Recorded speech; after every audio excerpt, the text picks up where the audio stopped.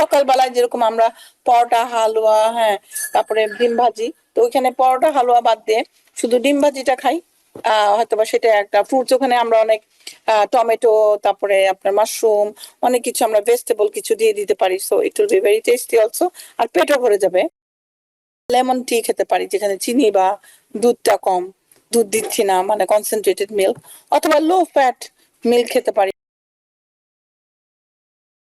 আমাদের বেঙ্গলি কমিউনিটির যে ফুড হ্যাবিট, আমরা জানি যে আমরা বলি যে ভাতে মাছে বাঙালি, কিন্তু আসলে আমরা কার্বোহাইড্রেট, এত বেশি কার্বোহাইড্রেট বেসড আমাদের ডায়েট, সেটা সকালের খাবার বলুন বা দুপুরের অথবা রাতের, আমরা কিন্তু কার্ব ছাড়া মনে হয় যে আসলে আমাদের মানে ফুড স্যাটিসফ্যাকশন আসেই না। সেটা আমরা যতই খাই, সাথে যদি কার্ব না থাকে তাহলে মনে হয় যেন যে খাওয়াই হলো না, এরকম একটি মানে পর্যায়ে আসলে আমাদের ফুড হ্যাবিটটা।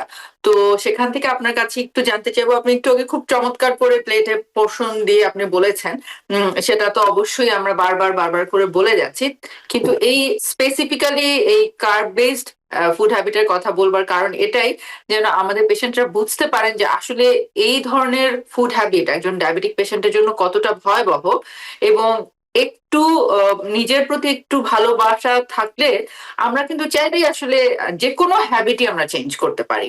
এটা খুব কঠিন কোনো ব্যাপার না, আমাদের ব্যক্তিগত উদ্যোগ এবং ইচ্ছেটাই আসলে একমাত্র প্রধান এখানে ভূমিকা পালন করতে পারে। আবার একটু আপনার কাছে এই ফুড হ্যাবিট সম্পর্কে আলোচনা করতে চাইছি।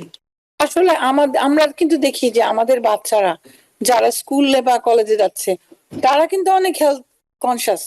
প্যারেন্টসরা এসে আমাকে বলে আমার মেয়ে কিন্তু এটা খায় না, ওটা খায় না, আমার কষ্ট হয়, ওর জন্য আলাদা করে রান্না করতে হয়। তো ওইটা কিন্তু নিজের বাসায় কিন্তু আপনি অলরেডি শিখে ফেলছেন, কেন ওরা কিন্তু আপনাকে শিখাচ্ছি।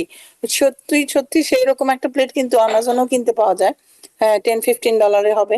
ওখানে 4টা ভাগ করা থাকে, যে ফ্রুটস অ্যান্ড ভেজিটেবল, ছবিও দেওয়া থাকে, fruits and vegetable in one side, 4 ভাগের 2 ভাগে, আর 1 ভাগে হচ্ছে ভাত অথবা কার্বোহাইড্রেট, আরেক ভাগে হলো প্রোটিন।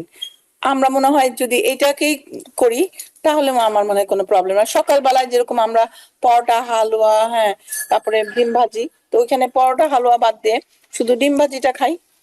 হয়তোবা সেটা একটা ফ্রুটস, ওখানে আমরা অনেক টমেটো, তারপরে আপনার মাশরুম, অনেক কিছু আমরা ভেজিটেবল কিছু দিয়ে দিতে পারি, so it will be very tasty also, আর পেটও ভরে যাবে।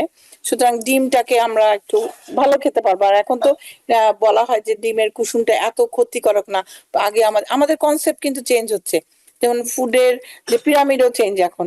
তারপরে ডিমটাকে আগে বলা হতো কুসুম সব ফেলতে হবে, এখন কিন্তু এত কুসুম ফেলে দেওয়ার কথা বলা হয় যে এটা একটা ভালো সোর্স অফ দ্য ফ্যাট।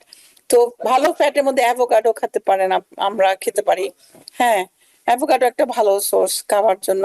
তারপর টমেটো, ভেজিটেবলস, এইগুলা যেগুলা সালাদস আমরা রাখতে পারি। দুপুরবেলায় আমরা প্রোটিনটাকে মানে মাছ খেতে পারি, রাতের বেলা আমরা মাছ খেতে পারি। স্ন্যাক্স এর মধ্যে আমরা ডায়াবেটিক পেশেন্টদের নিয়ে কথা বলছি, যেমন আমটাকে অ্যাভয়েড করে আমরা পেয়ারা খেতে পারি। তো যে কাঁঠাল বেশি মিষ্টি খাওয়া যাবে না, ওরকম আর কি, নিজেদের একটু কনসিয়াসলি খাওয়াটা আমার মনে হয়। এবং চাতে আমরা অনেক সময় এখন তো যেরকম লঙ্কা, তারপরে তো হচ্ছে দারচিনি, এগুলা দিয়ে একটা চা করতে পারি আমরা, সেটা দুধ ছাড়াও খাওয়া পছন্দ করে অনেকেই। তো অথবা লেমন টি খেতে পারি যেখানে চিনি বা দুধটা কম, দুধ দিচ্ছি না, মানে কনসেন্ট্রেটেড মিল্ক, অথবা লো ফ্যাট মিল্ক খেতে পারি। বা এখন তো অনেক ধরনের মিল্ক পাওয়া যায়, হ্যাঁ, যেরকম সেগুলো অনেক ভালো, অ্যালমন্ড মিল্ক পাওয়া যেতে পারে, খাওয়া যেতে পারে। তো এইগুলো আর কি নিজেদের একটু কনসিয়াসলি যখন আমরা বাজার করি, তখন যদি আমরা একটু কনসিয়াসলি চিন্তা করে বাজারটা, তারপরে সবসময় একটু বাটার, অথবা অল্প বাটার এবং নাটস, নাটস খেতে পারি। হ্যাঁ, নাটস কিন্তু খুব হেলদি। হ্যাঁ, মেডিটেরিয়ান ফুডটাকে বলা হয় যে খুবই হেলদি, অলিভ অয়েলটা হেলদি। তো আমরা সবাই কিন্তু সবকিছু জানি আসলে, কিন্তু আমরা ইমপ্লিমেন্ট করতে পারতেছি না।